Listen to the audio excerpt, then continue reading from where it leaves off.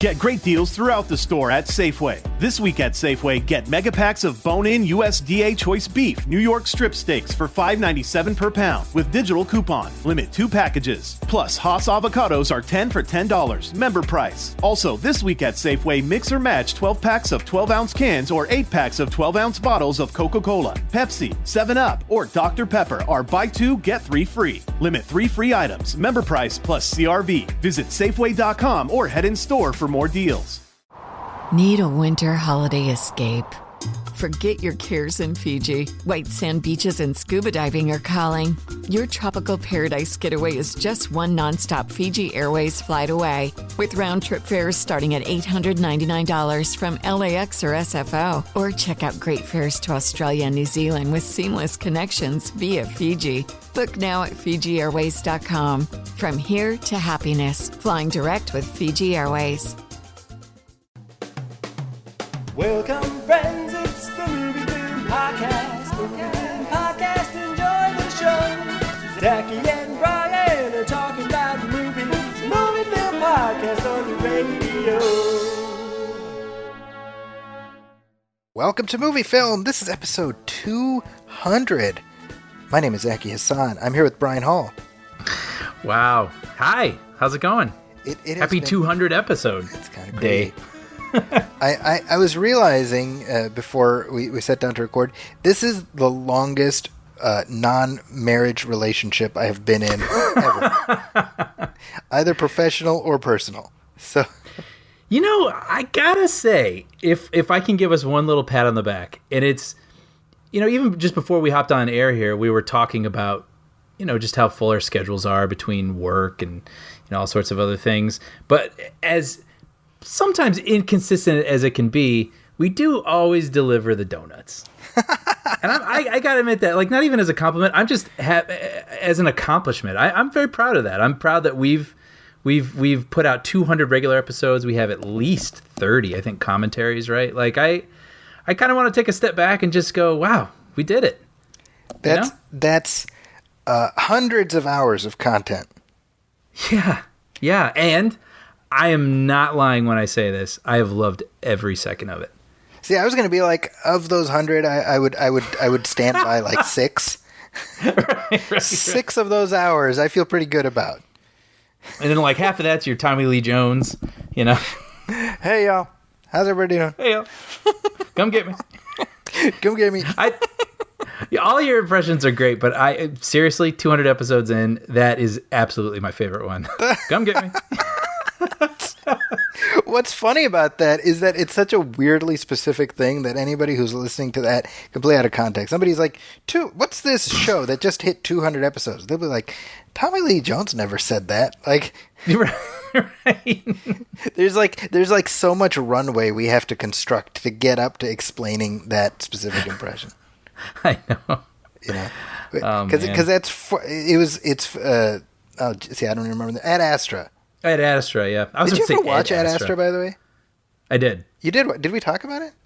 I think we did. Oh, okay. So this is why we're able to keep going on the show, because I just forget. Right. I delete every conversation that we have right after. Actually, I'm happy this moment happened, because I feel like I've done this several times where I'll mention a movie and I'll go, Zachy, have you seen that? And you're like, yeah, we did like a thing on it. It was like an entire episode. We did a whole commentary. Yeah. And I was like, ooh. I'm vaguely remembering we talked about Ad Astra on the show, but regardless, he plays a character in the thing, and I was like, it'd be funny if he's like the same character he played in the movie Space Cowboys, where it ends with him like being, you know, missing in space. And if in Ad Astra, that's the whole point. He's like, hey y'all, I'm out here, come get me. Come get me. So the plan originally was our big 200th episode. We were going to be talking about the movie Black Widow. Yeah, isn't that nuts? That it would have been a big deal, but then you know, the deadly plague that has overtaken the Earth had other plans. Yep. And if we could listen to episodes in the future, I know this is such a tired mental exercise at this point, but I still can't get over it sometimes. Like, if a year earlier we were to listen to this episode and go, excuse me? You're right. Like, what? Yeah.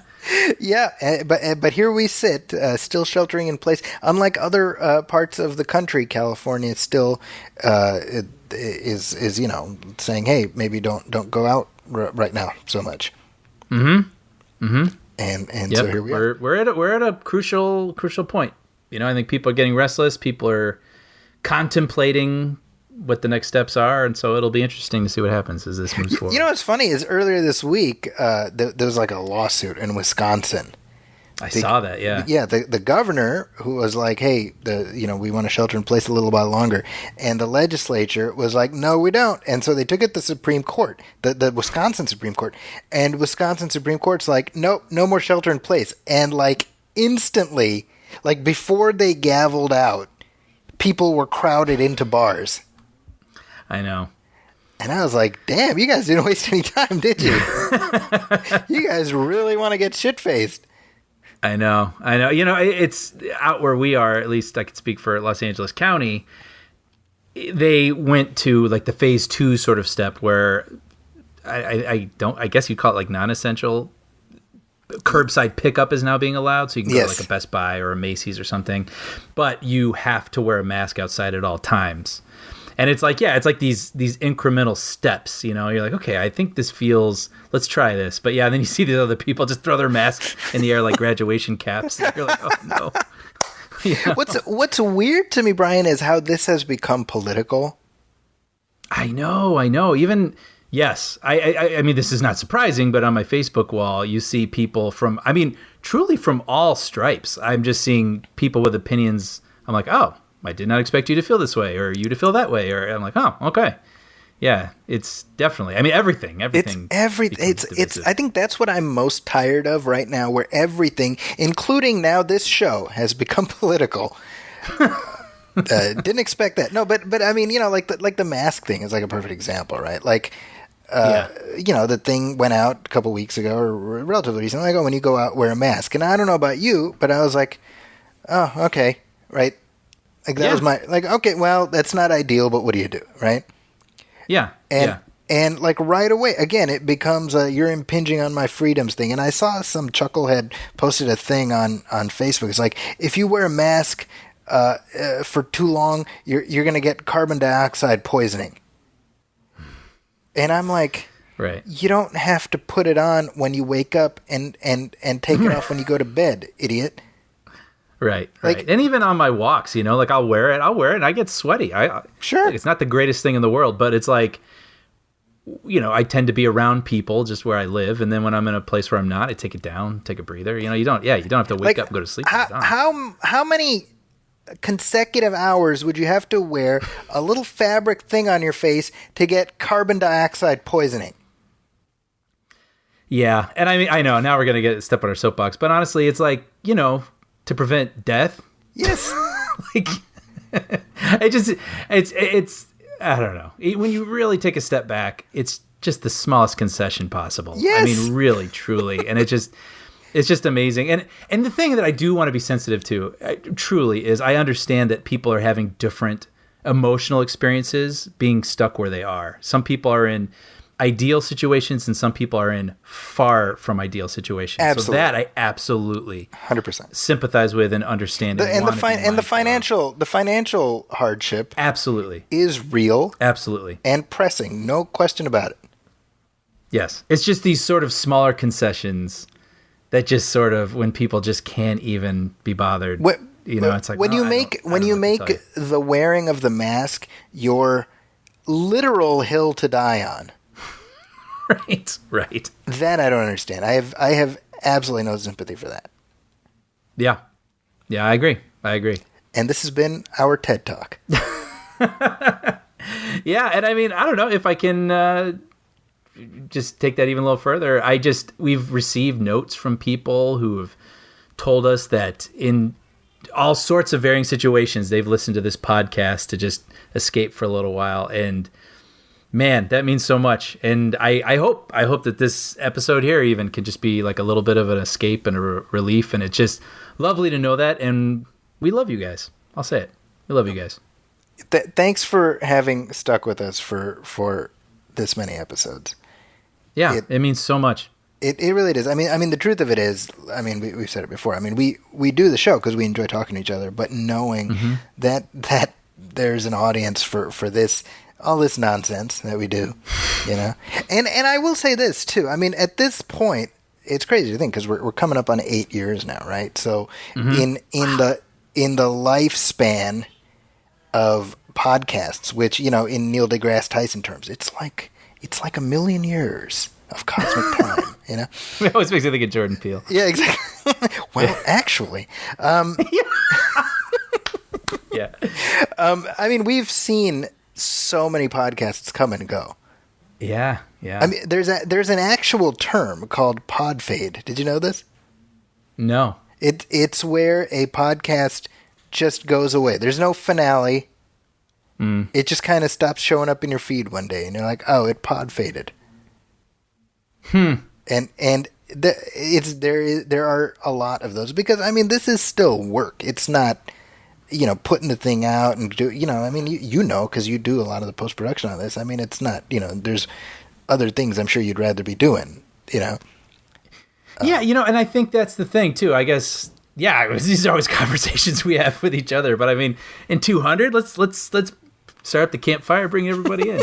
Like, yeah, I mean, truly, this show can be tough sometimes because, you know, both you and I have full-time jobs, and we also have side gigs, and we have all sorts of things that keep us already busy, including, you know, just life and relationships, and talking to you is always a pleasure, always, and I really mean that. But yeah, post-production and production and those sorts of things, and, you know, the hosting services and whatnot, like every now and then those can become a third job or a fourth job.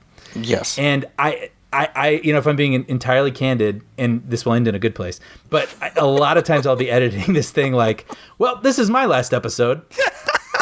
Like, and I mean, I truly won't think that quite a bit, but we have such a responsive audience. We've had so many people leave us reviews and ratings and friend us on Facebook and get into conversations with us. And we'll start these sort of live conversations as people are watching things on TV, and really built a relationship with our audience. And I'm absolutely truthful here when I say I think of those things in those moments, and I'm like, no, I do it for that. I do it for this family that we've built, and it really is what keeps me going. So if that can be any sort of, you know, hug out into the universe to all you guys, I truly mean that. I really, really appreciate it. We love our movie film family. Yeah. Yeah, I mean, it's crazy because, yeah, as you say, I mean, we got other stuff going on. I have 5 kids, two of whom Yes. two of whom are more of a priority than this show. 2 of them. Right. I won't say which ones, but And one you need to know. keep an eye on from time to time. yeah, occasionally they require attention and sustenance and things like that. So. But yeah, you know, this is it. This is why we do it. So 200. I mean, truthfully, yeah. When you factor in commentaries and everything else, we surpassed 200 a long time ago. But this is a big number, and I'm grateful for all of it. Because the truth is, and this is something I think you and I talked about off mic, but like my having done this podcast for so long, in a weird way, prepared me for now having to teach most of my classes on Zoom, because I'm just used to. Right. I'm just used to communicating in the digital format. Right. And right. so it doesn't feel as weird as it might be. And having spoken with many of my colleagues who have been struggling a lot, I think I'm like, man, you know, for me, I put on my headsets and I just do this anyway, you know. Right. It's pretty cool. Yeah. Yeah. So there we go. What have you been watching lately, Brian? Since neither of us watched Black Widow, what? Yeah. You did not watch Black Widow, but you watched The Pink Panther. You see that? You see that?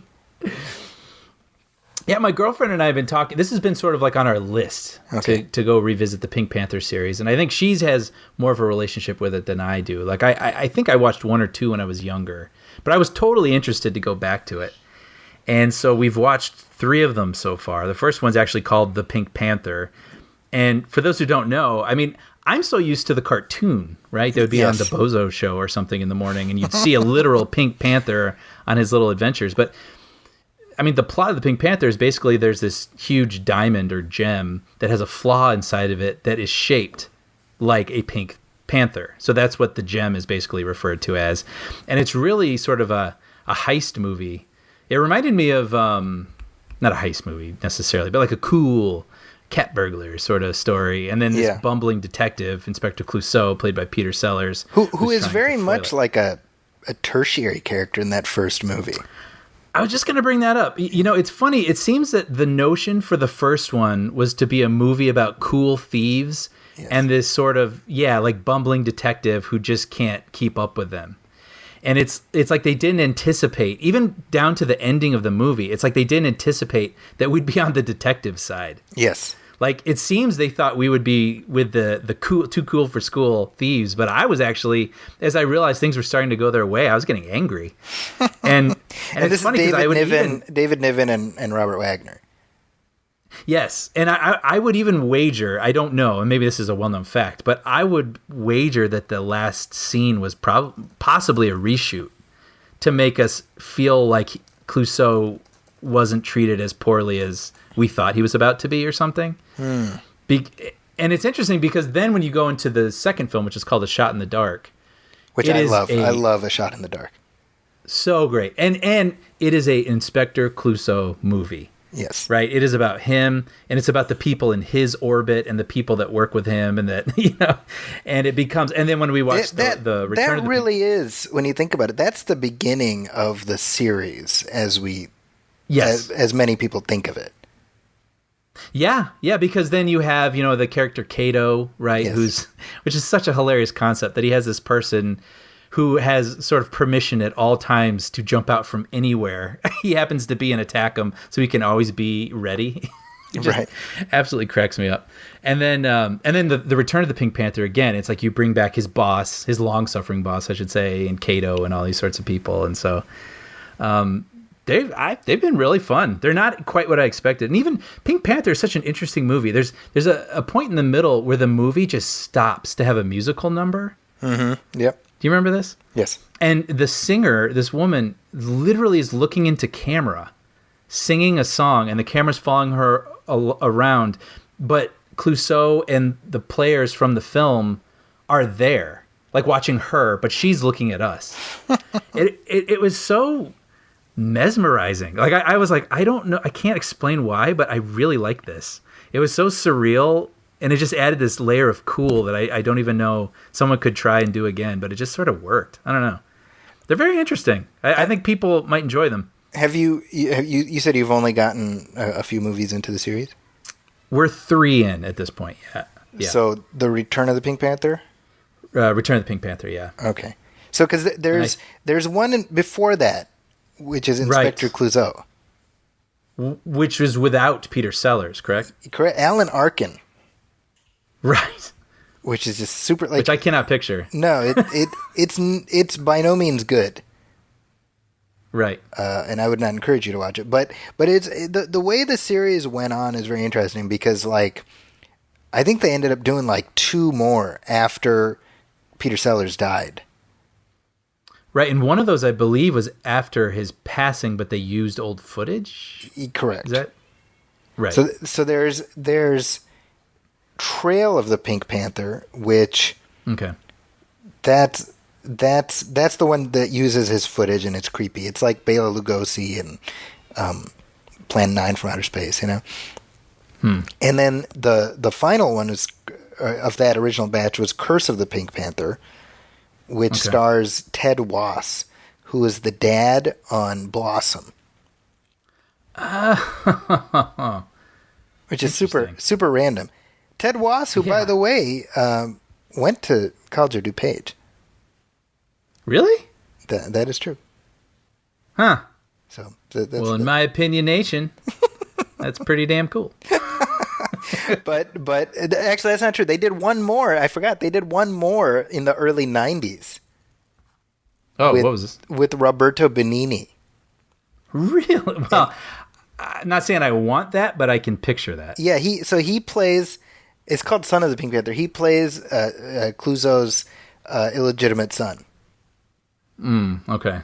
So that pretty much killed it stone dead. And then, I think it was in the mid-2000s, they dug up the corpse and killed it again. With Steve Martin and Steve Martin. Beyonce, right? She's in one of them, yeah.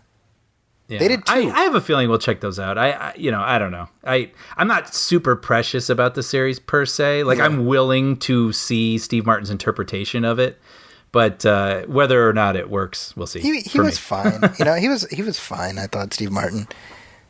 Yeah.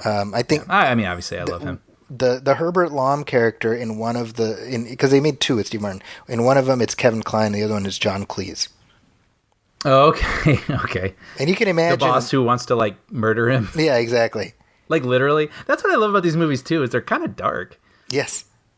Like, dark and very cartoonish. Like, I could almost see where the Simpsons writers were watching these, and sort of how it got into their brains a little bit. Like, there's sort of these reoccurring gags that'll happen, almost cartoon-like, where he'll have some sort of scheme and he'll be like, I'll be a balloon vendor, and then it won't work. And you'll see this shot of a police wagon driving away with balloons sticking out of the back. And then he has another scheme and it doesn't work. And they'll cut to the exact same shot of the police wagon, driving away. And it was very Simpsons-esque. Obviously it came first, but it reminded me of the style that I love from The Simpsons. And I think, Peter Sellers was just that way, where he was very, he knew how to get a joke, Oh, man. You know what I love about him? He reminds me of Jim Carrey in that he has perfect control over his body. Yes. But whereas Jim Carrey goes very big, Sellers knows how to just sort of twitch and it'll make you bust up laughing. Yes. It's... Yeah. He was in a movie right around the same time as Pink Panther. It's also directed by Blake Edwards. It's called The Party.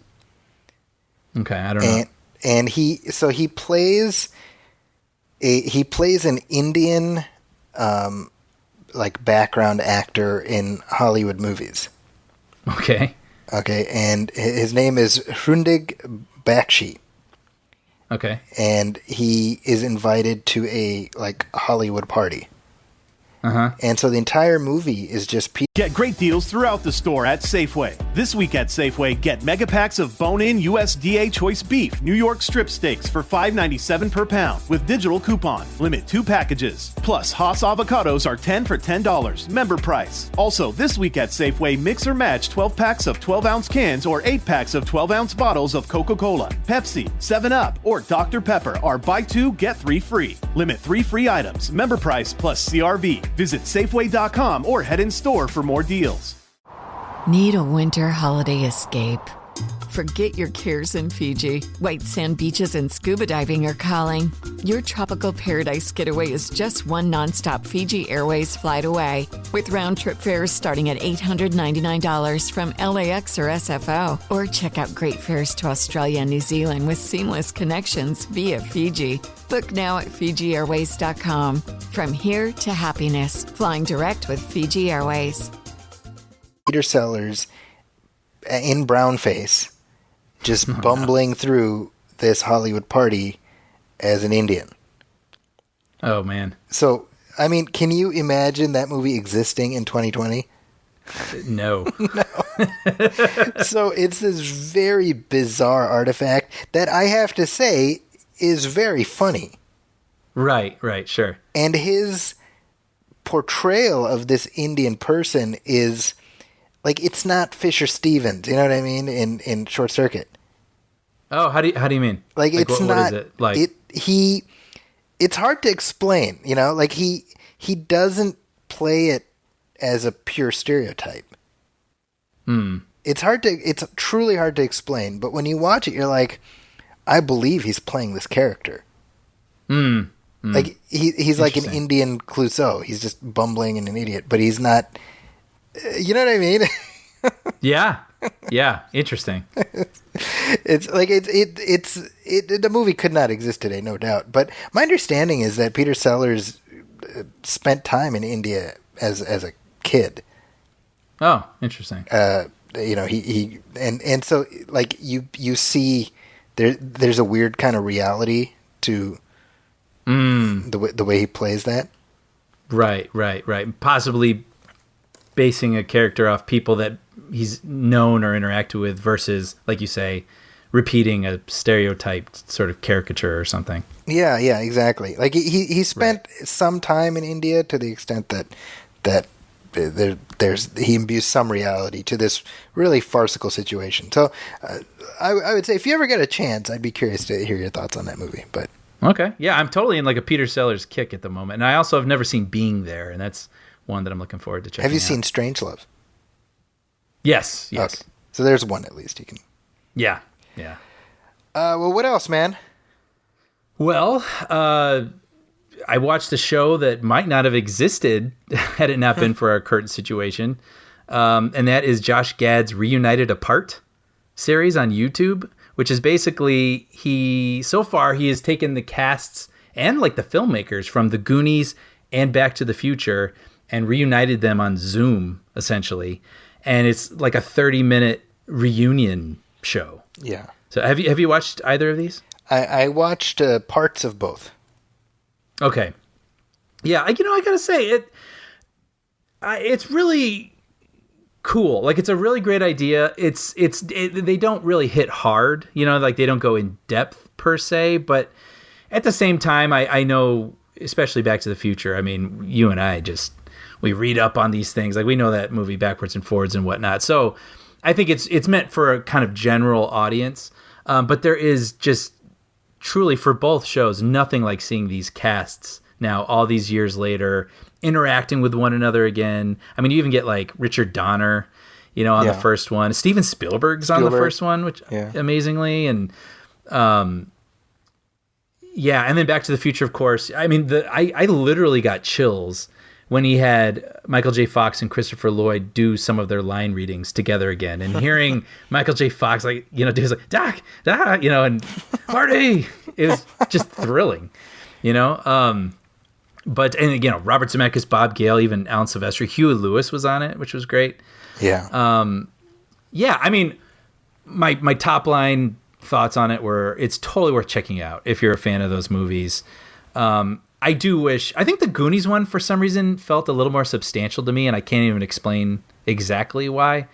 The Back to the Future one went really fast, and they had Elizabeth Shue on, which was interesting, but they didn't really... I mean, you really would love to ask her some questions, but it's just kind of like, and there's Elizabeth Shue, and she's like, I was in it, and then they like... Which is a perfect metaphor for Elizabeth Shue's presence in the Back to the Future films. Yeah, that's fair. And then it's funny too. Claudia Wells has a little cameo at the end that was kind of funny because I was feeling bad for her. I was like, did they not ask her? Right. But if I had one thing that I just outright didn't really care for was they cue up Power of Love. They have Huey Lewis there, who, to be fair, these days isn't singing because of a hearing condition he has. But they get the cast from the London stage production of Back to the Future, and I'm like, this is cool. It really is nice to see them singing, and they had all the musicians playing, and you had like 30 Zoom windows and everything. But I thought it was going to be like a little 30-second snippet, and they play like the 3.5-minute song. Yeah, and I was like, really? And I started like scrolling through it, and I was like, oh, it's over, isn't it? Like they're just going to do this for like another 3 minutes. So I mean, I could have done with a little more content versus that entire song, but a thought I have, because when you really think about it, what this show, you kind of get mad at Josh Gad for just like coming up with it first, right? Sure. Because it is so deceptively simple, right? As a concept. Not to say that like you or I could have pulled it together, but you know what I mean? Like it's hey, let's just get everybody together. Let's just do it on Zoom, Yeah. But the concept of the show is the equivalent of like those Comic-Con reunion panels. Yeah. I didn't even think of it that way, but yeah. Except on Zoom. So I wonder if part of the reason that you feel that the Goonies one was more substantial is because we have seen a lot of Back to the Future reunion panels over the years. Right. And so there's not going to be any like news per se. It is just the thrill of, hey, here's our buddies again.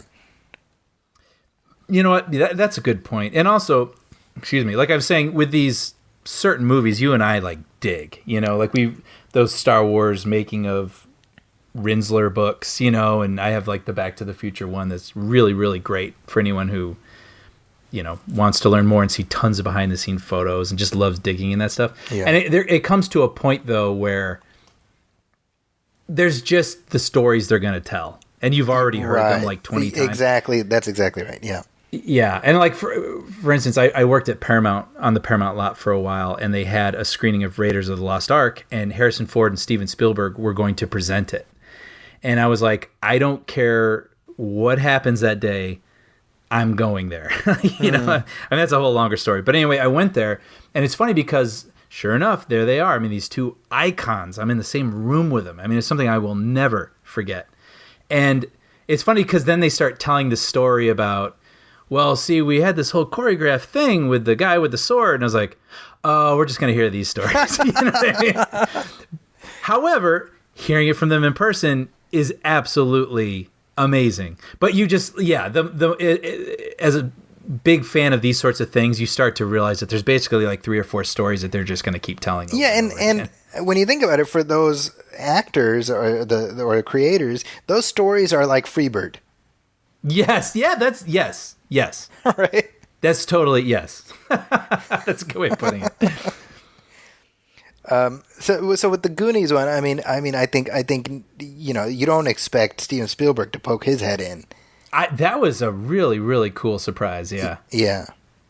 Yeah. And just seeing him at home and sort of, I don't even remember. I mean, he wasn't talking like Steven Spielberg, you know, like he was talking like a guy who happened to be there, sort of, you know, just talking, remember that day? I'm drunk Spielberg. Right. I got nowhere to, I'm not doing Indiana Jones anymore. Right. It's not my problem. They're like, Steve, we're talking about Goonies. Yeah, whatever. And isn't that the Spielberg we want? Like a genuine Spielberg. I really did. And they had bloopers later too, and you saw him sort of, I can't get those to work kind of things, and it was just like, this is fun. It's fun to see that stuff. What is what's the next one of these that Josh Gad is doing? I don't know. I'm very curious. I mean, imagine it would be possibly like a Ferris Bueller-y thing, or you know, it seems that's sort of the sweet spot for him, these 80s films. But it's been kind of cool to see these sorts of programs. I mean, with people stuck at home and people saying, well, we have this technology. You're not going anywhere. They've seen some interesting sorts of things. Have you watched any of these? Like, for instance, I saw, there's been some of these already, but coming up, you know, the cast of Community is going to do a table read, which I'm looking forward to seeing. And then weeks ago, the cast of That Thing You Do did a sort of live watch of the I did movie see with that, people. yeah. Yeah, I watched like about half of that. It was like super fun just to kind of see them like, hey, I still got that coat, you know. And then the Disney ones too, the Disney sing-alongs. I have a friend who's written for those, so I've checked those out, and I've been kind of impressed. It feels like they're finding ways to improve upon this and make it a little bit more polished, right? Like it seems. I think Brian. I mean, you and I a couple weeks ago talked about the first SNL. Right. At home. And over the course of, I think they did 3. I mean, you saw, you know, the evolution of the format.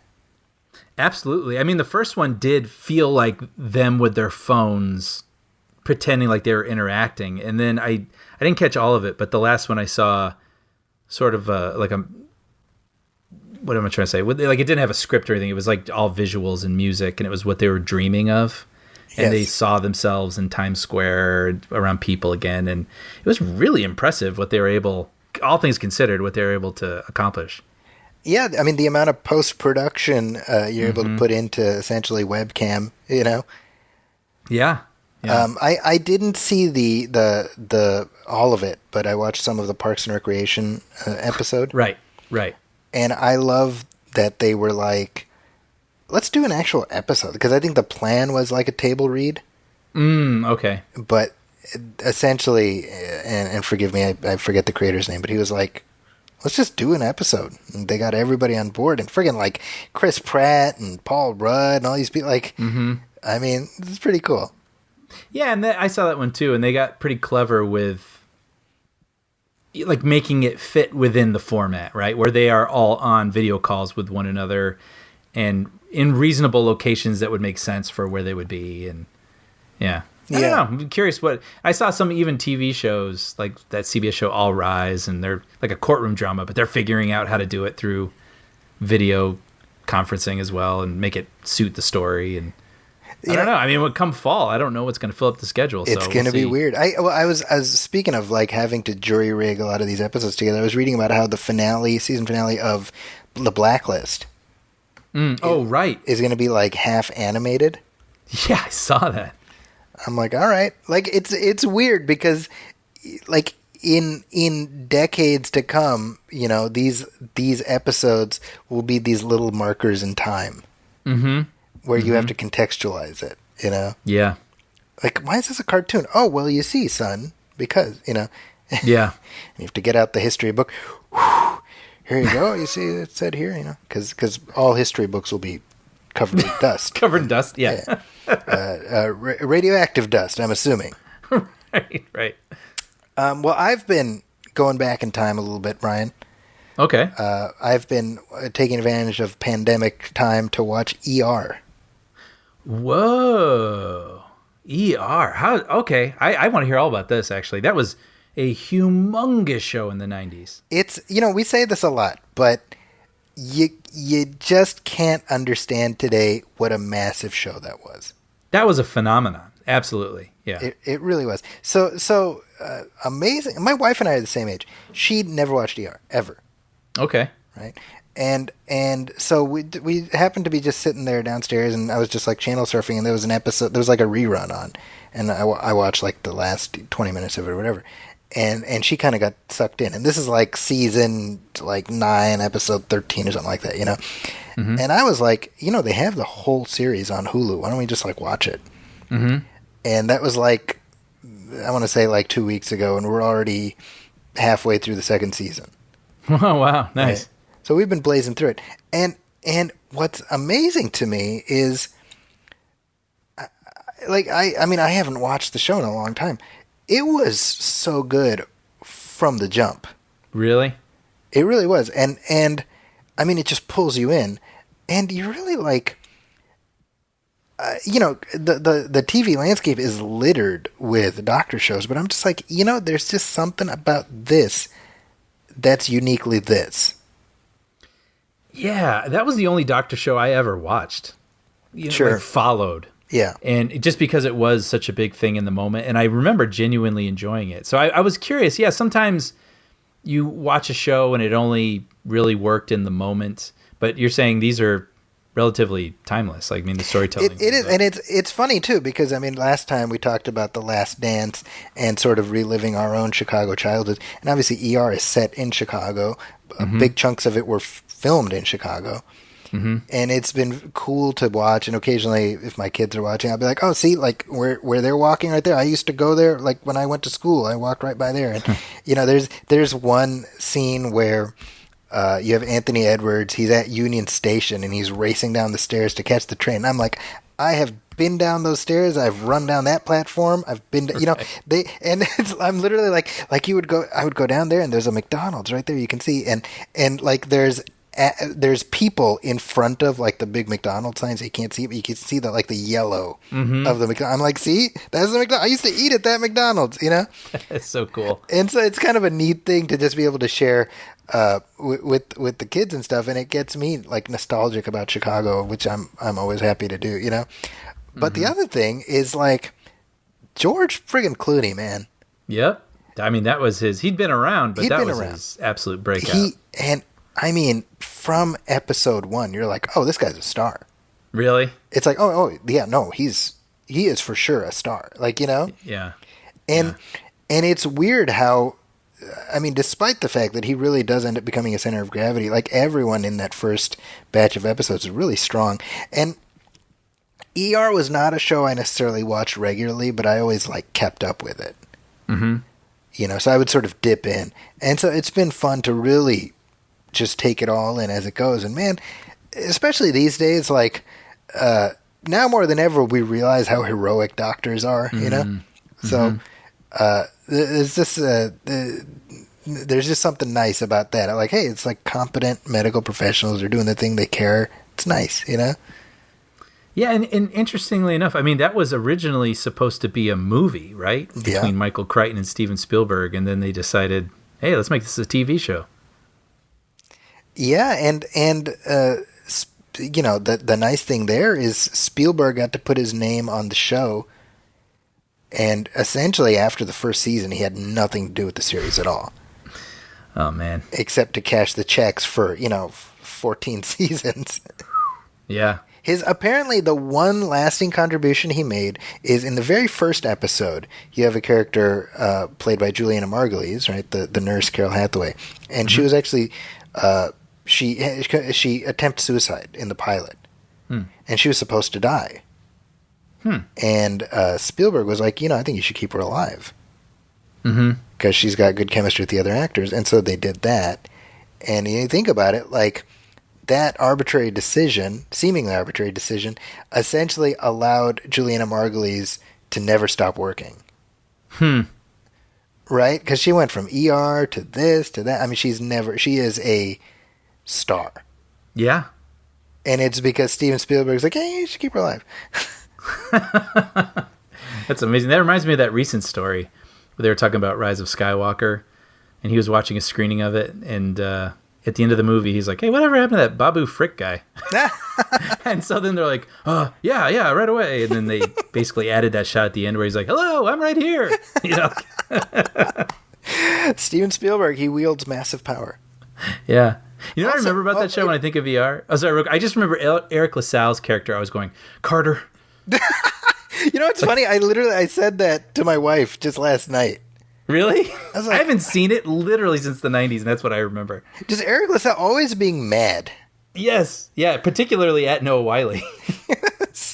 Noah Wyle, there's another guy who, when you think about it, God, like, he came on that show at like 22. Wow. And I mean, again, coming up on 30 years later, he's never stopped working. Yeah. Found his own little series. I know he has that Librarian series on cable, and he had that Alien show, whatever that was. Yeah, that's right. That's a Spielberg thing too, huh? That was, yeah. Yeah. So I mean, it's to me, it's fascinating because reflexively, I was going to be like, well, let's see how this thing from 1994 looks. But I'm like, it holds up. It's good characters, good drama, good writing, and you realize there's a reason. When you look at the TV lineup on any given fall, you got your cop shows, your lawyer shows, and your doctor shows. And why is that? It's because those are the premises that require the least explaining and that people can just plug right into. Yeah, that's true. It's true. And I can't speak to Grey's Anatomy. I've never seen it, but obviously it's been on forever. Yeah, I didn't even know it was still on. It's still going. Yeah, it's amazing. Right? It started when George Bush was still in his first term. Wow. Right? So I think it's lapped ER at this point, or ER was the longest running medical show ever. Mm-hmm. I'm pretty sure Grey's Anatomy has passed that, but I've never seen it. But you can see why these shows have appeal. Yeah. That you don't need a big high concept for people to plug into. Mm-hmm. And it's human drama. It's easy to, like you say, just sort of you could turn to it and see that some guy needs some sort of procedure, and you're rooting for him to get it. Yeah, exactly. Yeah. So if any of y'all listening got cable, got Hulu, check out ER if you haven't seen it. It's a good show. Yeah, maybe I'll have to do that too. You may need to. Moving on, we have a listener letter here that I wanted to share with you. And this is from Layla, who says, I've been listening to your podcast for over a year now and continue to be a fan. When I need to relax in the evening, your podcast is one of the very few I have playing. Listening to your Batman Forever got me through a bad asthma episode. I had no energy to laugh out loud like I normally would, but I couldn't stop smiling. Thank you for keeping your content consistently good. Oh, wow. Thank you so much, Layla. Really I hope you're doing all right. It really means a lot that you choose to listen to us in the evening. Yeah, and we hope that you are staying healthy and safe, especially given that you're dealing with health issues above and beyond everything else going on. Mm-hmm. Yeah, we're thinking of you. Thanks for writing in. Thank you sincerely for that. And with that, let's take a short break. We'll come back, talk some headlines.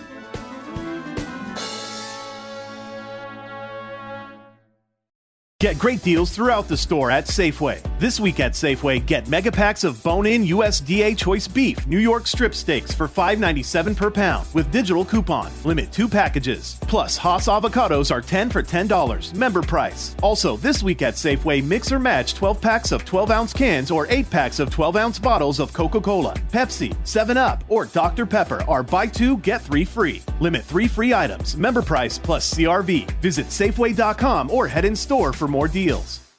Why don't more infant formula companies use organic, grass-fed whole milk instead of skim? Why don't more infant formula companies use the latest breast milk science? Why don't more infant formula companies run their own clinical trials? Why don't more infant formula companies use more of the proteins found in breast milk? Why don't more infant formula companies have their own factories instead of outsourcing their manufacturing? We wondered the same thing. So we made ByHeart, a better formula for formula. Learn more at byheart.com. At Grainger, we're for the ones who specialize in saving the day and for the ones who've mastered the art of keeping business moving. We offer industrial-grade supplies for every industry with same-day pickup and next-day delivery on most orders, all backed by real people ready to help. So you can get the right answers and products right when you need them. Call, clickgrainger.com, or just stop by. Grainger, for the ones who get it done.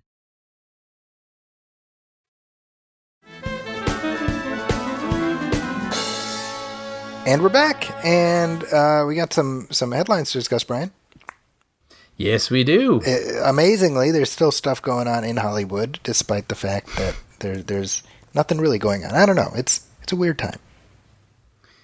It is a weird time. Yeah, I mean, there's obviously new things aren't necessarily dropping in theaters, so these studios that have movies just sort of sitting on their shelves have a bit of a quandary to work through. I mean, do we put these things out with the whole VOD thing? Because I think when this whole stay-at-home thing started, I thought it actually made sense. There were some movies that were in the theaters, like Birds of Prey, Call of the Wild, Invisible Man, and they weren't going to get a second shot in theaters. Like, They were out, they did all they could do, and then it was like, well, now what? So those studios decided, well, let's make those available for a rental, right? So, I mean, I think they were about $20, and you could rent those movies, but they kept the window to purchase whatever it was originally going to be. But then Universal was like, well, we got this Trolls movie coming up, and, kids can watch stuff from anywhere, and probably, you put this on a device anyway, like some sort of iPad, and give it to your kids. So they decided, well, let's just put this straight VOD. Like, let's not even wait for the theater. So Trolls World Tour came out and actually did really, really well on the straight to VOD thing. So I saw, according to the Wall Street Journal, in 3 weeks of digital release, Trolls World Tour made more money for Universal Pictures than the original did during 5 months in theaters. So that was a successful gamble for them. Which I have to be honest, there are many things we can point to as evidence of society collapsing in on itself. I think this might be the thing that finally tips us over. Did your family get it? We did not. And the reason for that is very simple. The first Trolls was friggin' awful. Oh, I forgot you have like kind of a relationship with that. I forgot. Yes, I remember you hated that. I watched it in the theater and I was happy to leave it there. However, my younger ones, discovered it on Netflix or whatever. My daughter has watched it nonstop. And so my boys were like, "Oh, are we going to watch Trolls 2?" I'm like, "Listen,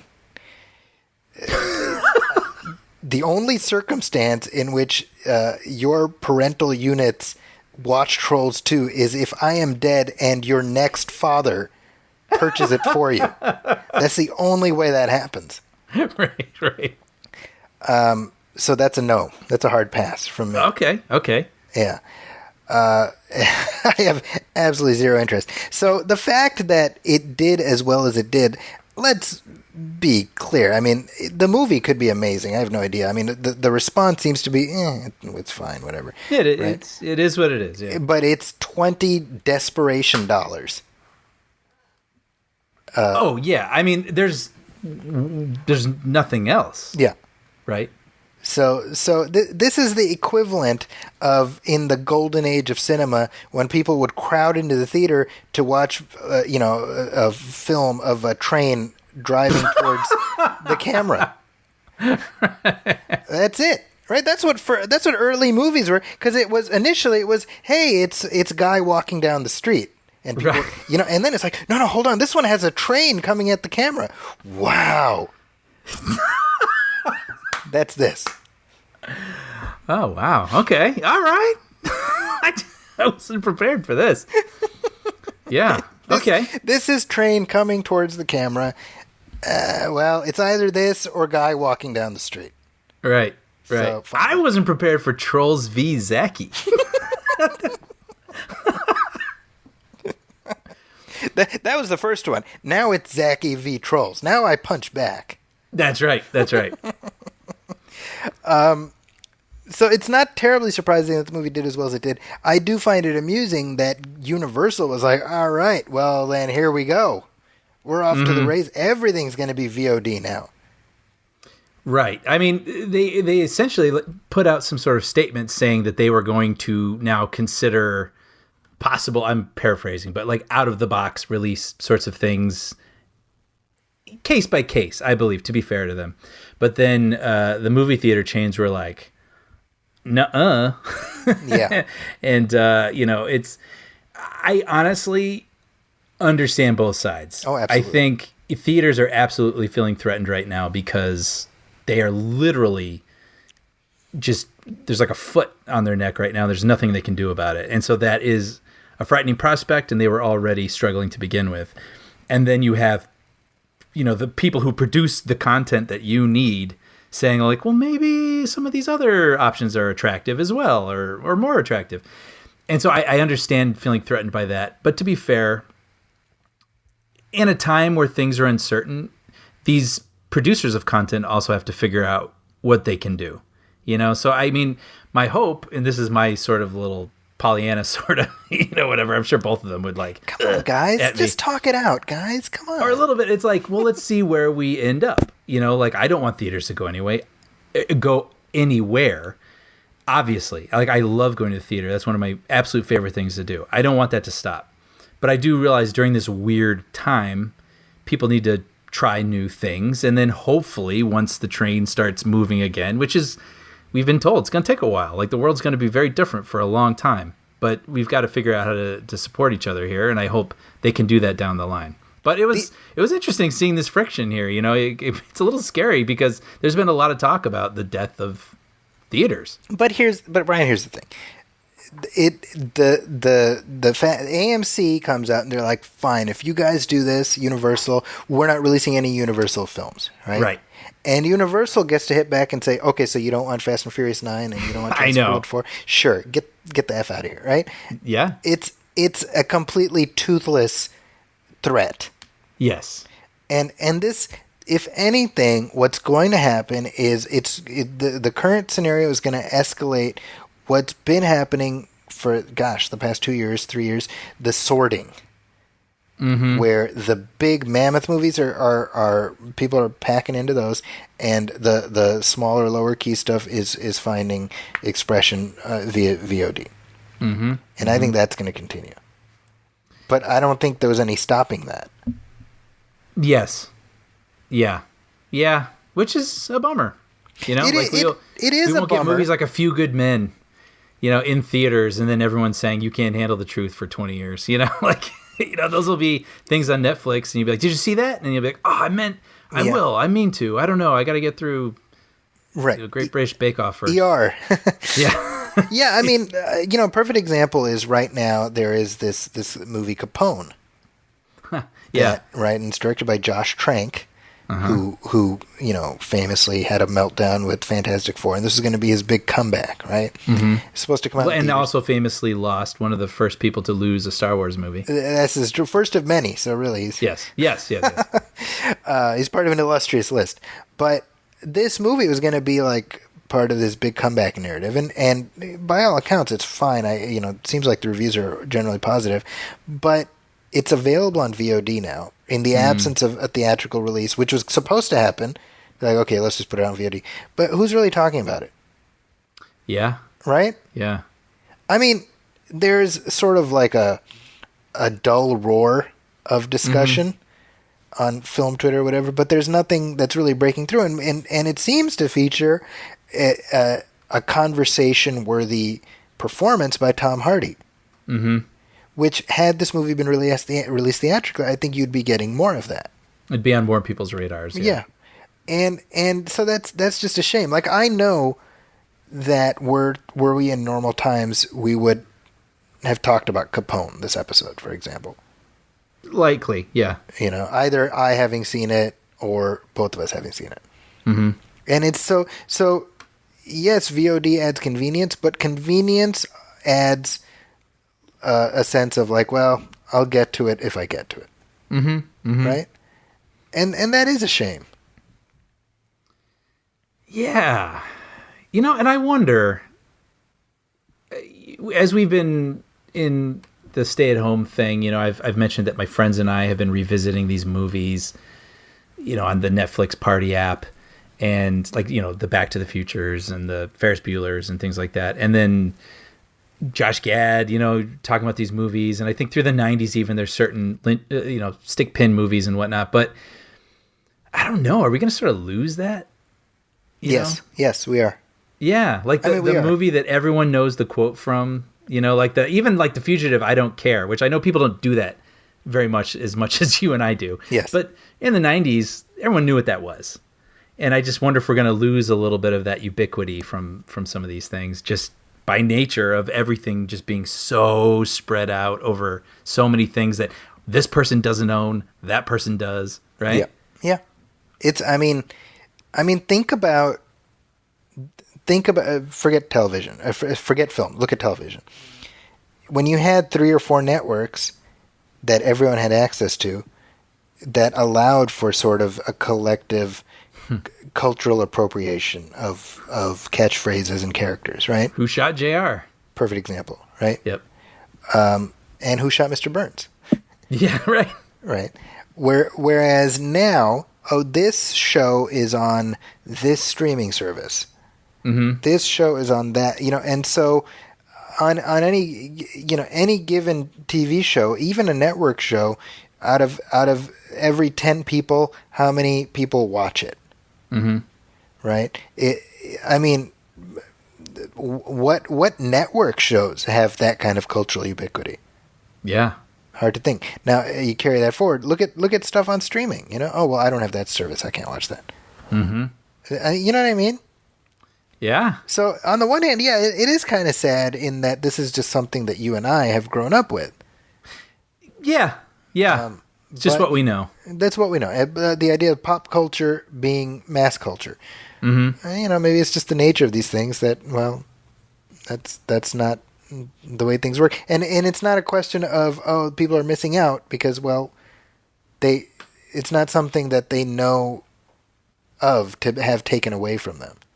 Yeah, and to put a positive spin on it, I mean, it does allow for more diversity in content, you know, yes. in every sense of the word. And so there's more different things available for different people to enjoy. And maybe they'll have smaller viewerships, but the people who will enjoy those sorts of things are able to find them through whatever, you know, medium there happens to be. Right? The more mediums, the more you can spread it out and you can have more unique, you know, things like that. So that's also good. So I don't know. It's weird. I am realizing, as you said that, I was like, oh yeah, I mean, this is what I know. Right. And so then you got to take a step back and be like, well, what are the positives of just the way things are going? Because that's where they're going. Whether we like it or not, that's where it's headed. Yeah. Now that being said, Chris Nolan is intent on keeping film as much the center of gravity as possible. No, by hook or by crook, he's going to be the one man. He's going to be, you know, holding it aloft on his shoulders like Atlas, right? Yeah. Because it was, the conversation about his movie Tenet, which is supposed to come out in July, whether it's going to be moved, whether it's going to be, put on VOD. And Warner Brothers put out a statement, which I picture like Anthony Michael Hall in The Dark Knight when he's like reading the statement. That's like Warner Brothers executives, like Chris Nolan is, holding the camera. He's like throwing paper at them, Like, no, this film will be released on time. We are very happy to be associated with Christopher Nolan. It was like that. I mean, right. So Tenet is still scheduled for July whenever? 17th, I believe. July 17th. And essentially, this is kind of fascinating. All of Hollywood is looking to Tenet to be the bellwether about what happens next. Like, for the next 6 months, Tenet will determine the future. Isn't that fascinating? And it's and what was interesting even for Warner Brothers was in them having to decide whether or not to do this. I mean, they have to think months ahead, but they have to spend millions and millions on advertising and convincing you to go see this movie, and they had to know in advance whether or not they should be doing this. Right? So it's like, will people be ready in July? I don't think anyone's going to be able to answer that question until July, but Warner Brothers has to gamble and spend millions of dollars gambling on whether or not people are going to be ready by July. And like you said, I'm sure every other studio is like, well, let's see. Yeah. And then we can put out Mulan and Black Widow and all that. I mean, literally, Disney has said they're not going to schedule Mulan until they see how Tenet does. Oh, really? They've actually said that? Yeah. Oh, well, I mean, yeah, why not? So in the face of this global pandemic, one movie will determine the future. Now, obviously... Which, by the way, Brian, yeah, that sounds like the premise of a Christopher Nolan movie. It absolutely does. It absolutely does. I was going to say, I mean, look, Christopher Nolan is one of our... I think he's this generation's Spielberg, right? Like, he kind of gets all different types of people who like different types of genres to show up to whatever he's doing. He's one of the few people that can really do that. He's one of the few directors whose name is a brand. Yes, that as well. And I just feel like he's got sort of carte blanche to do whatever he wants, and Universal will give him however much he wants. And he's one of the few people that can do that. And it's interesting that everything is riding on this movie from this esoteric action filmmaker with a premise that no one knows or probably could understand. Yes, you know what I mean? Right. It's not like Wonder Woman.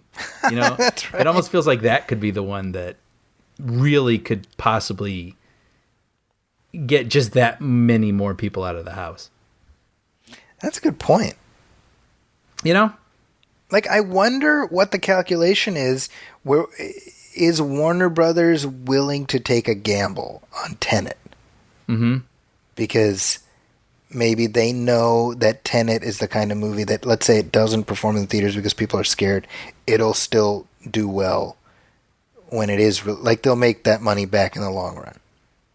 Yeah, I mean, this term is so whatever, but I mean, a 4-quadrant movie. It seems like if you want to put something out to test the waters, it would be the perfect 4-quadrant movie. And don't get me wrong, I'm psyched for Tenet. That is a movie that could probably get me out of the house, and go through temperature checks and masks and taking a shower when I get home. I see you going into the theater, you'll be looking like Keys in E.T. You got That's hilarious. You know what's funny? I was thinking about this. I was like, how many times we've been in the theater and, there's people noise. Like when you watch Quiet Place, suddenly every noise is heightened, right? Mm-hmm. How many times have people coughed in the theater and you don't think twice? Now, no one is going to want to be that one person who coughs, because everyone's going to be like Donald Sutherland in Invasion of the Body Snatchers at the end, where they're like pointing and shrieking, Yeah, I remember I had a cough. I was getting off of a cough. Dude, sadly, I'm sure listeners remember this, but I had a cough that would not go away. It was like I had been sick months previous, but I had this cough I just could not lose. And I went and saw the last Terminator movie, and I sat, there watching it, and I just had this cough. I remember I had this little thing where I just couldn't stop coughing for like 20 seconds or something, and I had to put a mint in my mouth or something. And this guy actually turned around and looked at me, and I was like, "I'm sorry, man." That's like, the worst. But it was more like, "Hey, shut up," kind of a thing. But now, oh my goodness, I'd be like carried out of there. That's what I was about to say. And then have that like foam goo you see in the movies, whenever there's like explosion or something, they cover me in the goo, and Yeah, I mean, it's going to be interesting. I mean, definitely by July, we're going to be way past Train moving at the camera. We're going to need guys shooting at the camera. So, yeah. So, I don't know. We'll see what happens. Yep. I can't even predict it. But we'll be talking about it. We'll be talking about it. Yeah. Earlier we were discussing Josh Trank, and I did want to mention this. He gave an interview. I don't know if you saw this. I did. I read it, yeah. It was a lengthy... This was one of those interviews where, like, you pour yourself a nice cup of coffee, you sit back, and you just take it in. I mean, it was like the War and Peace of disgraced filmmaker interviews. Right? And it was a fascinating read, because it was really kind of a warts and all look at his journey, right? Because he started out... He really came on the scene with Chronicle... with a lot of hoopla and a lot of promise. He shit the bed badly with Fantastic Four. Mm-hmm. Wait, can we go even further back? I had no idea he was the guy who made that Star Wars house party video. I didn't know that either. Like it's like, I'm sure most of you guys have seen it. It's like, it looks like a house party home video, and then these two kids start a fight, but they bust out lightsabers. But it's filmed... with people holding their solo cups and like scrappy, looks like home video. It's brilliant. And I remember when it came out thinking it was amazing. And it of course makes sense that he went on to make Chronicle. Yeah. So this is it. It's called Stabbing at Leia's 22nd Birthday. Mm-hmm. And it's on YouTube. And it's one of those things where now it feels very common. Yes. But this was like the first one out the chute to do something like this. Yes. I remember, how amazing it felt. And it's also like, how did I not think of that? Right, exactly. Yeah. So found a found footage Star Wars movie, and then of course he does that with Chronicle, which was very good. Yeah. And then, things went downhill. So he gives this interview, and it was a fascinating interview because it runs the entire gamut of his initial hubris, his depths because of Fantastic Four, which I mean, I don't think anybody liked that movie, except Josh Trank, because he wrote a review on Letterboxd. That's right. Recently, where he's like, I just watched this, and it's not that bad, and then talking about Capone. But what was interesting to me, and I wanted to get your thoughts on this, I respected the journey, because I felt like where he ends up at the end of that piece was like, well, it seems like he's a little bit chastened and he's ready to keep doing it. And I thought it was interesting because the reactions it garnered on social media were there was a lot of like, what a entitled asshole and this and that. And I don't know, I didn't get that vibe. I'm curious what you thought. He still strikes me as a little stunted in his maturity. Yeah.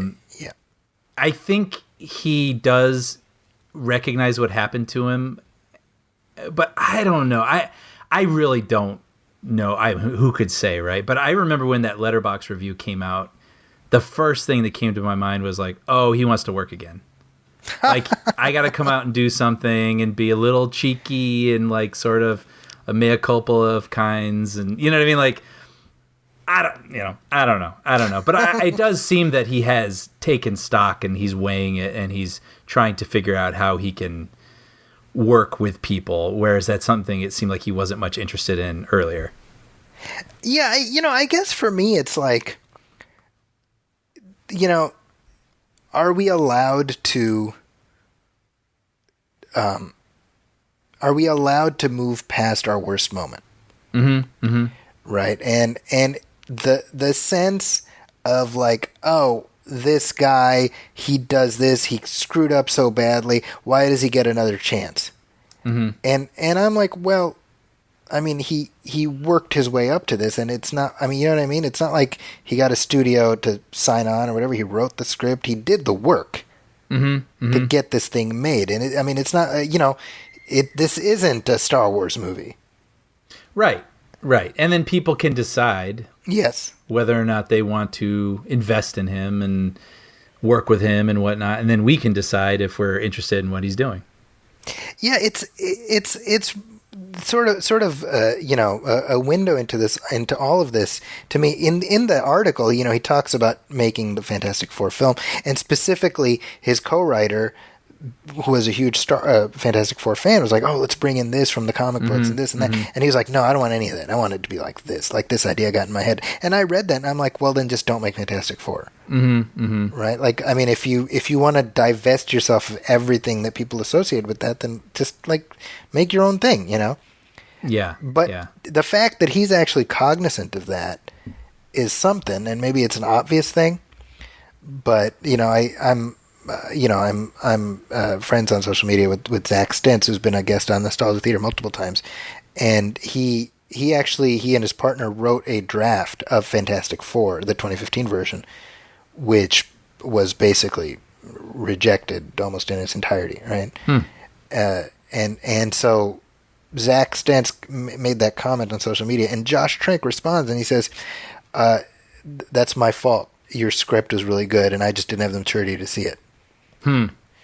Well, see, and that feels like growth, right? Yes. Like, it seems what I definitely got out of it, which is, it's sort of hard too. I mean, when you and I, and I'm sure a lot of our listeners, like, we have aspirations, and you really want to try to, any opportunity you can to put something out there and create. And when you see these people handed opportunities and they're like, "I'm going to F this up because I'm punk rock," or something, you know what I mean? Right. Or like, this is just like, watch what happens when I do this. It's really hard to be sympathetic. I totally agree. And I think I was getting a lot of that from his journey. So it's now you're sort of waiting to see if he's learned from it. Yes. Right. And I think it would seem that he is definitely taken stock, and he's he recognizes what he did and where it put him. And you're just hoping that they grow from it. Yeah. And if I can frame it more broadly, I said, are we allowed to move past our worst moment? Let me couch that by saying, in the sense, like in a professional sense, I mean, he didn't do anything to anybody that warrants like, no, you're in movie jail forever. Sure. But in a broader sense, you read this tale, and I do highly recommend anybody listening to this, if you haven't read it, seek it out. I mean, it's worth reading in its entirety. The lesson to me is very simple, which is just like, guys, just don't be a dick. Yeah, seriously, that should just be on a plaque that hangs in everybody's house. Like, it's just not, don't be a dick. Just when in doubt, don't be a dick. Right. It's just try to be nice to people. Yeah. Don't be a dick. Yeah. I mean, like, so much of that, and I'm like, well, you don't have to be a dick about it. Be humble. I mean, I don't know. Like, I don't mean this to be like the Stuart Smalley show. Yeah. Because definitely it's like, God, you're given this opportunity. Like, how do you not cherish it, I don't know. It's very sad. Yeah. But I have not heard much about this Capone thing. So. I haven't seen it yet. I plan to, but what I've heard from people I trust is the majority, it's thumbs up, and it's either a mixed thumbs up or a rousing thumbs up. But pretty much everyone's like, it's another Tom Hardy performance that's worth watching. And I'm like, does Tom Hardy do anything but weird voices anymore? Like, right. That's pretty much just his thing. So yeah, I do want to see it at some point. Yeah, I can imagine. I mean, if I'm passing on HBO, I can imagine stopping on it. Yeah. Well, one last thing before we move on to Star Wars news, and it is Star Trek news, Brian. This is exciting for me. There's yet another Star Trek show. It's coming. For CBS thingy? For CBS All Access. So the CBS thingy was the original name for their streaming service. Right. Wait, now what number is this? There 3? This will be the 3rd series on this platform, yes. Okay. Wow. Okay. Sorry. And what is it? So it is called Star Trek Strange New Worlds. And this has been, pretty much like all but announced for a while now. Mm-hmm. It stars Anson Mount as Captain Christopher Pike. He is the captain of the Enterprise before James T. Kirk.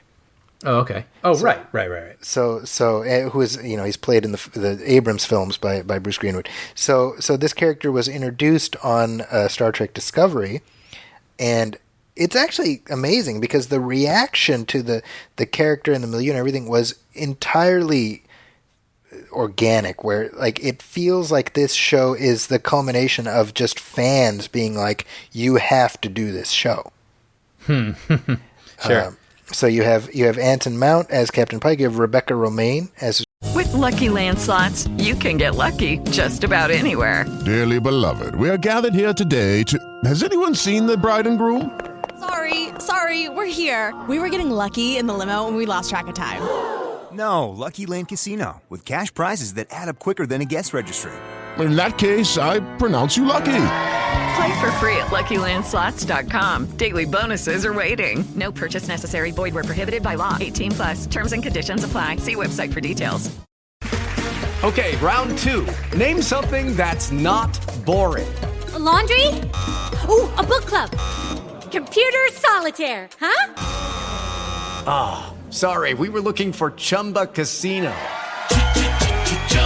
That's right. ChumbaCasino.com has over 100 casino-style games. Join today and play for free for your chance to redeem some serious prizes. ChumbaCasino.com. No purchase necessary. Void where prohibited by law. 18+. Terms and conditions apply. See website for details. first officer, and you have Ethan Peck as Mr. Spock, Oh, okay. grandson of Gregory Peck. Ethan Peck. Really? Yeah. Huh. So keeping that keeping that profession going in the family. Mm-hmm. But I mean the way they presented the character and they built sets. You know what I mean? You had the bridge of the Enterprise and you had the engine room, and as soon as you see all that on the show, you're like, I mean, you know how TV production is. You're like, well, that's not for just one episode. Mm-hmm. Like they're putting this, they plan to get some use out of this. You know? Right. So that's I knew. I was like, okay, I feel it's all but certain it's coming, but it is now official that it is happening. I don't know when because no one knows anything, but it's Yeah, good point. When is production going to happen? But what's cool is that they put out a little announcement video where the three main actors sort of said why they're excited to do it, and the biggest thing was Anson Mount talking about we're excited, especially right now, to put out something optimistic. Mm-hmm. That's true to the spirit of Star Trek. Yeah. And I'm excited. I met Anson Mount at the Silicon Valley Comic-Con a couple months ago. Yeah, I remember that. Yeah, I had my kids with me, and they're like Captain Pike, because they know from Discovery. That's so cool. And so it's super exciting, Yeah. Ooh, great. So that's one star franchise, Brian. And I hear some music, so I think it means it's time for another. You know that song, They'll Never Stop the Simpsons? Right? Do you remember that? Yes. Well, the same could be said for Star Wars because, man, I really wondered, like, well, what now that we finished the Skywalker saga? But there's just, like, news story after news story. We knew that Kevin Feige was going to work on a movie. We've got all sorts of shows and things coming down the pike. But we also learned just recently that Taika Waititi himself will direct and co-write a new Star Wars movie for theatrical release. So, we don't know what it's about, but I mean, he's a really popular and interesting voice right now, and it'll be really, I'm curious to see what he brings to the Star Wars universe. I'm curious to see what anyone brings to the Star Wars universe. Like, are they going to feel less beholden? Here's my hope, Brian. It's going to be about Broom Boy from Last Jedi and his imaginary friend Palpatine, played by Taika Waititi. Oh, that's great. Whoa. That's what I want. thought it was funny to begin with, but I had to catch up with how brilliant that was. Yeah. Yeah. Of course, referring to Jojo Rabbit there. It's kind of brilliant. But yeah, I mean, shoot, he's made his fun, quirky, smaller films that are very, very well regarded, but he's also did Thor Ragnarok, and he's going to be back for another Thor film. So he seems very comfortable in both universes. And right, he directed a Mandalorian episode. That's right, and acted in it. That's right. He's IG, lent his voice. And, IG-11. No, he did the mocap. Oh, I see. Well, I just meant his face wasn't. Yeah, that's true.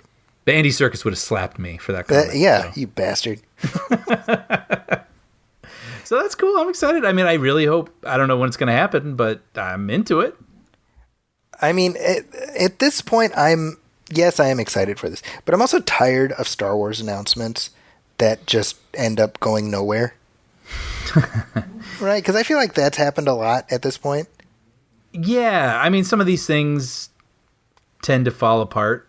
I mean, speaking of Josh Trank, I mean, he was supposed to do a Boba Fett movie, right? Yes. Which I don't know if that was ever officially confirmed, but he did confirm it in that article. It was not. In that article, it's like the first time where he's like, yeah, that's what it was going to be. Yeah. Yeah. So but I get it. But you have a harder time imagining whatever Taika's going to do, him being let go, like some people or so many people have, right? I think it'll get made. At this point, it almost has to get made. Yeah. Yeah. Right? It's like, you guys got to take a crap or get off the pot, right? Yep. But there's the Rian Johnson trilogy, which, let's be real, every day that goes by makes that seem less likely. Mm-hmm. Mm-hmm. There's the DB, the Game of Thrones people, Benioff and Weiss. Yeah, are they still? Nope. They had so many things they were attached to, and then they got some sort of, wasn't it like a mega Netflix deal, and it was like, yeah, it's like everything they had just suddenly the finale of Game of Thrones comes out.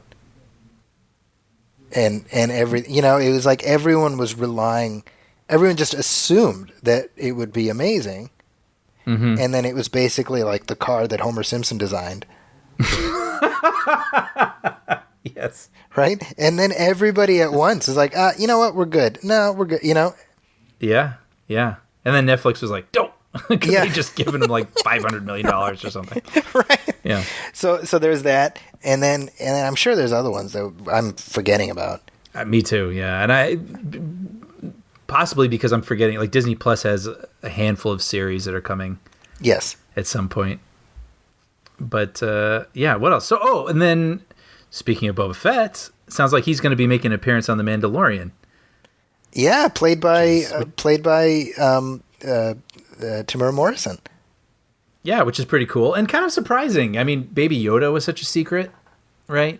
Yeah. And that was such like a, whoa, bomb drop kind of fun surprise for everybody. And this show is, I think, pretty universally beloved. So it's not like they needed to keep everyone's, right. attention. Like everybody was already paying attention. So I was a little surprised that they're like, oh, and guess what? Boba Fett's going to be there. I mean, it's all like, it's not official, Oh, what do you mean? Like Lucasfilm has not announced it. Oh, I see. Because I was going to say, I mean, that's a big damn deal. Like he fell down the Sarlacc pit. Well, so they're going to undo. Well, if you remember, this is like going way back. We talked about the episode where they go back to Tatooine. Mm-hmm. And the end of that episode has like a dude, but we don't know who that is. And I'm pretty sure I said it on this show. I was like, is that Boba Fett? And I'm pretty sure that's going to turn out to, in fact, have been Boba Fett. Mm-hmm. Now, at this point, pretty much Star Wars has one trick that they go back to, which is, hey, dead villain is back. Definitively dead villain is now back. Right. How? We don't know, Yeah. So the fact that they're bringing Boba Fett back is not, at this point, I'm like, all right, sure. But the fact that they're bringing Tamura Morrison in, that I'm like, well, that's kind of cool. I like that piece of continuity. Yeah, that is cool. But Mandalorian, actually, they just announced that Timothy Olyphant is going to be in the second season. Oh, yeah? That's cool. So they've said, let's see, Michael Biehn, Timothy Olyphant. You got Katie Sackhoff is going to be playing Bo-Katan, who's one of the animated characters. Huh. You got Rosario Dawson supposedly playing Ahsoka Tano. Mm-hmm. You got Boba Fett in there. They might even have the Mandalorian in there. Right. We'll see. I don't know. Right. There may not be room. Yeah. And did I read somewhere, I don't actually have this confirmed in front of me, but that they actually had finished shooting at this point? Like they are in post? That's correct. That's good. That's good news. Yeah, so then it makes you wonder. So, like, Timothy Olyphant, have they just been staggering the announcements of the casting? Seems wise. Like, oh, he shot a thing like 6 months ago. Right. I know they sometimes do that. You know, like a movie will almost be close to wrap, and they'll be like, oh, yeah, and this just announced today. Like, Laura Dern's in this. And you're like, well, man, it feels like they're almost done. She's probably been filming for a while. Like, I'm sure there's some sort of strategy or matrix, you know, that they follow with timelines and people's interest and blah, blah, blah. Well, Timothy Olyphant, I like him, by the way. Yeah, me too. Have you seen Justified? No. There's the show, Brian. You got a really good show waiting for you. Yeah, you know, I remember when it started, I watched a couple episodes, and I was like, this is fine, but it just didn't hook me. But I know so many people love it that I'm certain that it, you know, finds its footing and does its thing. And yeah, I can, Brian, I can guarantee that you're going to love that show by the time it's done. Really? That's my promise to you. Okay. Well, good. Then I have another one for the list. Yeah. And I think it lasts like 5 seasons. Like, it's not too long, you know? Yeah. It's like reasonable. You got my wife started on Heart of Dixie, by the way. Oh, really? Yeah, How far in is she? She's got to be in like the 3rd season by now. No kidding. Yeah. Oh, okay. We got to talk, she and I. When you said that she started it, I was like, oh, okay. Well, I hope I didn't like let her down. You know, she watched 2 episodes and was like, what was he thinking? But yeah, that's great. Okay, good. I'm glad she's enjoying it. She likes it, yeah. Nice. I dip in every once in a while, so. Yeah, it's perfectly pleasant. That's the word. I would agree with that, yeah. So Brian, the Clone Wars series ended this week. Yeah, I've been seeing a lot about this, but I never really watched it. So, I mean, you reached out to me about it, but you have seen this. You've watched every episode, I assume. Not every, but I mean, I've watched many. Yeah. You followed it, yeah. Yes. Yeah. And so tell me, I mean, how do you feel like reaching the conclusion? I mean, that was the thing, right? This season was not a foregone conclusion. This was something that was announced as a bit of a surprise that made a lot of people happy, right? Yeah. So I mean, the series started in 2008. It's kind of crazy, 12 years ago. Yeah. Right. It started with a movie that was widely derided. Right. And what I don't think anybody could have known at the time is that movie was pretty much the lowest point. Mm-hmm. Because everything after that, really, it was just a steady ramp up. And the show was in production when the Lucasfilm sale happened, and very shortly after the sale, Disney was like, all right, we're canceling it. So it ended after 5 seasons, and then there were like 13 episodes that had been in production that were later finished off and released as like the lost season. Okay.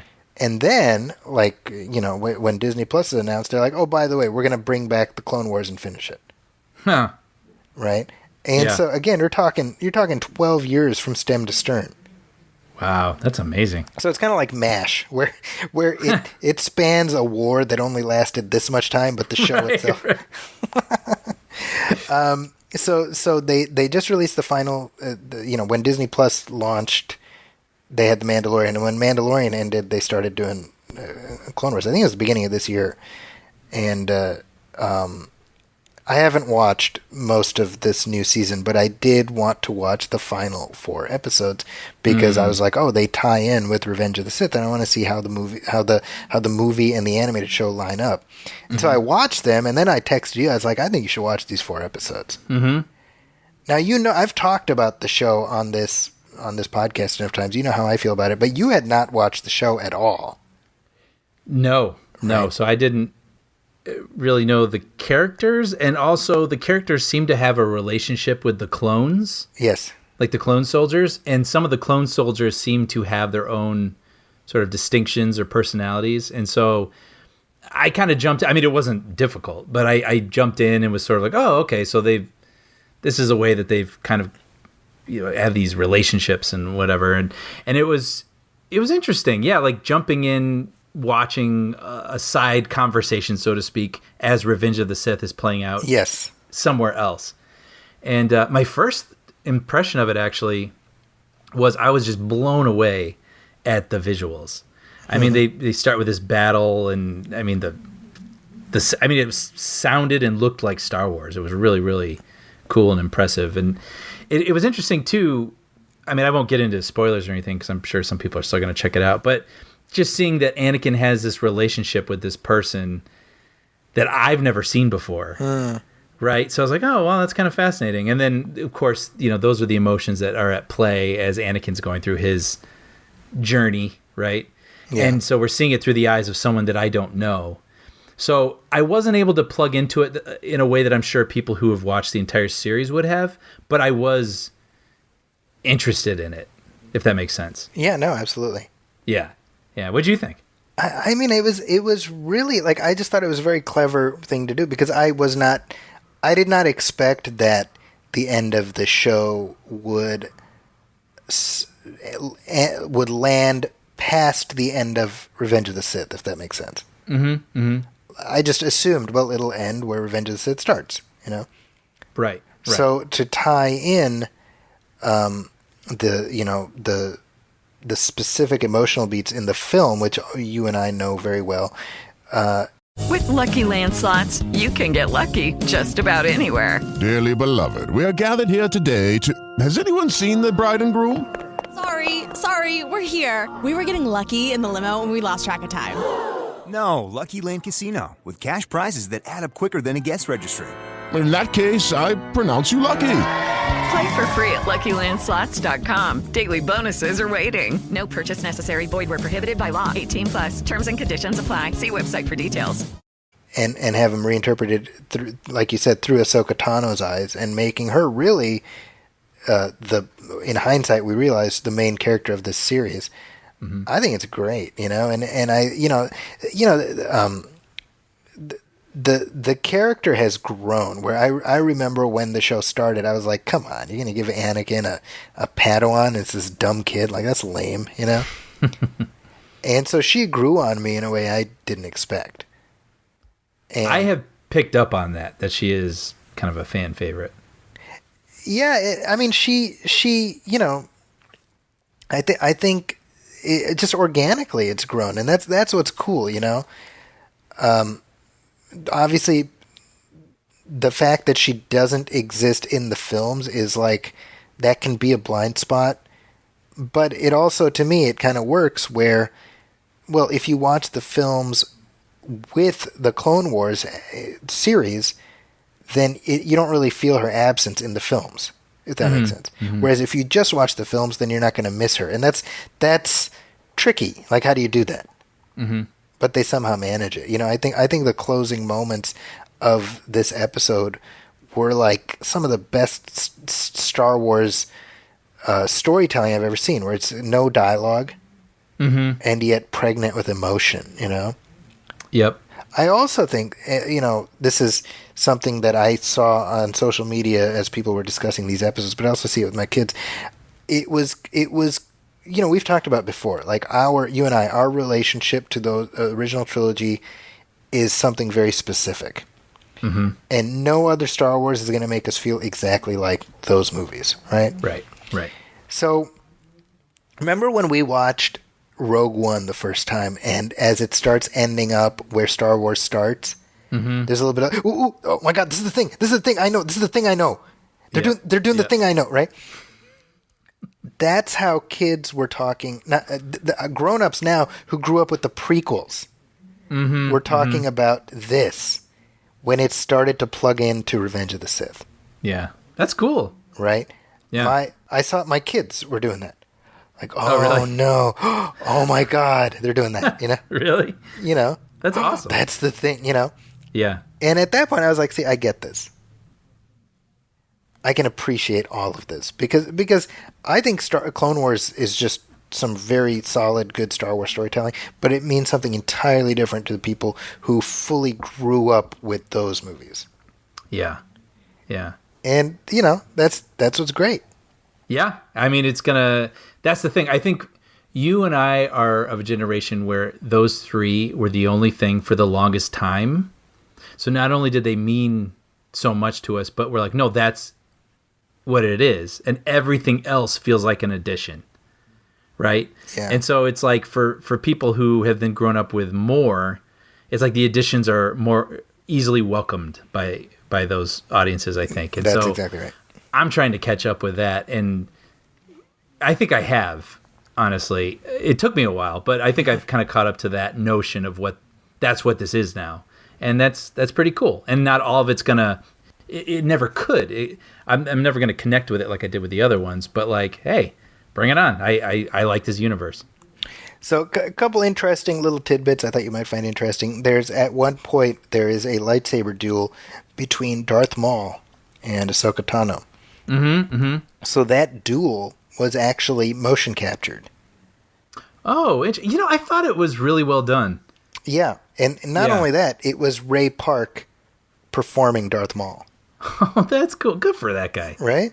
Yeah. I'm glad he's able to have such ownership of that character after all these years still. Yeah, I mean, I think it came down to we can't animate better than what Ray Park can actually do. Mm-hmm. So I didn't know that, and then when I saw this, I went back and I watched that duel again. I was like, well, I'll be damned. Like, that's amazing, Yeah. Oh, that's awesome. Other interesting tidbit, there's a character, Captain Rex, who in this episode we see that he's a character who shows up later on Rebels, so I don't feel like this is a spoiler, but he overcomes the Order 66 programming. Okay, yeah. So that character has, courtesy of Dave Filoni, who was like in charge of both Rebels and this, he has been retroactively inserted into Return of the Jedi, because there's a rebel soldier with a big white beard, who is now canonically considered the Captain Rex, the clone who, yeah. Huh. So there's a little.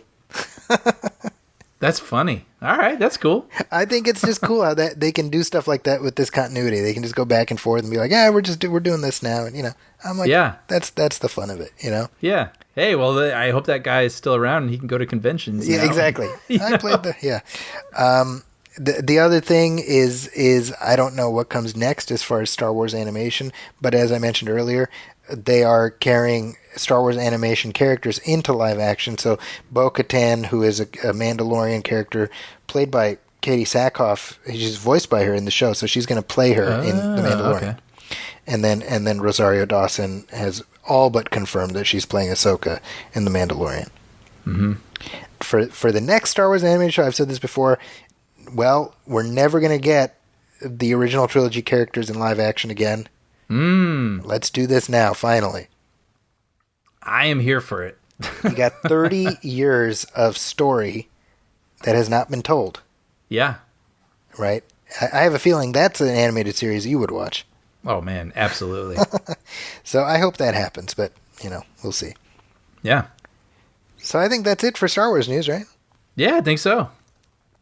Actually, by the way, real quick, there's a Mandalorian like behind the scenes series which we talked about previously. That's on Disney Plus, and one episode actually has Dave Filoni. I'd send you this clip. He's talking about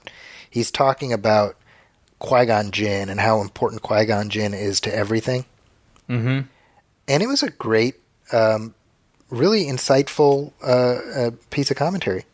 Yeah, it was really fascinating. I mean, sometimes I think people can have a reaction when people try to apply a context to a thing and they're like, okay, yeah, right. Like, yeah, I can kind of squint my eyes and see it. But what he was saying really will make me watch that movie differently. Yes. Yeah. It's funny because we said this in our commentary track. Like unfortunately, Qui-Gon Jinn, in terms of how that film is structured, you could just plop him right out and one rewrite later, you'd have Obi-Wan Kenobi play the same role, and it would probably work better, right? Right. But again, I've said this before, Qui-Gon Jinn, and we like the character. You and I both do. Absolutely. He means something so different to the Phantom Menace kids, let's call them. Mm-hmm. It's just, you know what I mean? It's so interesting because I said the equivalent of that. Like, oh, well, you could have just taken him out of the movie. It wouldn't have changed that much. And God, it was like summoning the hordes of hell, because people are really dug in on that character. And I'm like, well, this insight that Dave Filoni gives really and what he says is how Qui-Gon is the path not taken. Mm-hmm. Like when you say duel of the fates, it's the duel of Anakin's fate. Mm-hmm. Darth Maul, and it had Qui-Gon succeeded, he would have trained Anakin, and maybe everything would have been different. Mm-hmm. That kind of blows your mind a little bit, you know? Yeah. I almost wish that had been more express. I agree. You know, in the films, and even in the, Attack of the Clones at the beginning. You know, it's just like, well, Qui-Gon was like this, but I'm with Obi-Wan, and that's so the problem. Like you needed Obi-Wan to say, "I'm not the man Qui-Gon was," or something at some point in the trilogy. Yeah. But I mean, I like having that in my head canon. Yes, absolutely. Yeah. But yeah, so one last thing I wanted to share. This is not related to any of this, but Mark Hamill, as you know, has said, "Okay, I'm seriously, guys, I'm done now. I'm very, very done." Right? Yeah. But he was talking about sort of toxic fandom, and he actually, I think, has a pretty good insight where he says, "I don't know when over the period of time fandom became so contentious, but people are really opinionated, and you can't help but be opinionated yourself because you've lived with the character so long. So whether it was on episode 7, 8, or 9, I'd have disagreements, and I would say to whoever it was, well, I don't know if that's right, but everyone shares the same goal. You want to make the best movie you can." Mm-hmm. And I feel like, well, this is his final word. Like, I feel like he's done talking about whatever choices they had for Luke, in the in the sequel trilogy. Yeah, this was what, like recent, this past week or something. Yeah, I think. Because he was talking up a guest appearance on, I think it was What We Do in the Shadows. Oh, right. And it's like, he's going to be dealing with this for the rest of his life. Yeah, probably. Sorry, Mark. Probably. Yeah, but I mean, if that's maybe the way that he has finally found like a resting point in his mind with all this, that's the thing he can repeat now, moving forward. Yeah, I mean, I think that it's weird to now and I think this is going to be a process for everyone. But now that the sequels are a thing, they're no longer hypothetical. They are a thing, beginning, middle, end. Mm-hmm. It's going to be exactly what we saw with the prequels, where there's going to be this whole decades-long process of people working past what they hoped would be in it. Right? Because I don't know. I don't know if I'm fully there yet, to be honest. No, same. They feel you and I both said we know we're being a bit charitable, but we do enjoy them. Yes. As scrappy as they may be. But like you've also mentioned, the Phantom Menace kids, as you put it, right? There's going to be this sequel trilogy generation that grows up and that means something to them, and it's just, that's what it is. As time marches on, right? Just don't be a dick. Don't be a dick. That's after 200 episodes, that's our message to the world. Yeah. And party on, dude. Yes. Yeah. Oh my gosh, I'm ready to put a pin in this one. What do you think? Yeah, let's do it. This is great, by the way. This is really I don't know. I'll never get tired of this. Just plopping in my chair and getting a kick back and talk shop with you. I feel like it's worth pointing out. When we sat down to record, I literally said, "Hey, so do we have anything to talk about?" I know. And here we are, 2 hours later. So I guess we did good. That's kind of our inside joke, isn't it? Like when we start, we're like, all right, we'll see. And by the end, we're like, how about that? So we will be back very shortly with our next commentary track, and that is going to be Indiana Jones and the Kingdom of the Crystal Skull. Buckle up. So that's coming. So we're excited to do that coming up next week. But before I sign off, Brian, is there anything you want to hype up for the people listening? Yeah, I'm still working from home on Puppy Dog Pals, which we just had a new episode air today. So they're still coming fast and furious on Disney Junior, and they are also on Disney Plus. So you can check them out there. There you go. You know what's not coming fast and furious? Fast and Furious. Fast and Furious, yeah. That's coming slow and deliberate. But if you're looking for me, you can find me on Twitter at Zacky's Corner. That's Zakis Corner. That's also my website, justanda.com. And, of course, I am here at Movie Film as well as the Nostalgia Theater Show. As always, please, if you have any questions or comments, you can email us, moviefilmpodcast@gmail.com. You can also hit like on our Facebook page, facebook.com/moviefilmpodcast, and message us there. Or if you dig what we're doing, please go to iTunes and leave a review. Leave a star rating. If you don't dig what we're doing, then just piss off. Go. Don't. There's other shows out there. Let's see. But we'll be back soon. Thanks everybody for listening. This has been Movie Film 200. We'll be back soon with, I'm assuming, 201. Welcome, friends. It's the Movie Film Podcast. Movie Film Podcast. Enjoy the show. Zachy and Brian are talking about movies. Movie Film Podcast on the radio. Hello, it is Ryan, and we could all use an extra bright spot in our day, couldn't we? Just to make up for things like sitting in traffic, doing the dishes, counting your steps, all the mundane stuff. That is why I'm such a big fan of Chumba Casino. Chumba Casino has all your favorite social casino-style games that you can play for free anytime, anywhere with daily bonuses. That should brighten your day a little. Actually, a lot. So sign up now at ChumbaCasino.com. That's ChumbaCasino.com. No purchase necessary. VGW Group. Void where prohibited by law. See terms and conditions. 18+. With the Lucky Land Slots, you can get lucky just about anywhere. This is your captain speaking. We've got clear runway and the weather's fine, but we're just going to circle up here a while and get lucky. No, nothing like that. It's just these cash prizes add up quick. So I suggest you sit back, keep your tray table upright, and start getting lucky. Play for free at LuckyLandSlots.com. Are you feeling lucky? No purchase necessary. Void where prohibited by law. 18+ terms and conditions apply. See website for details.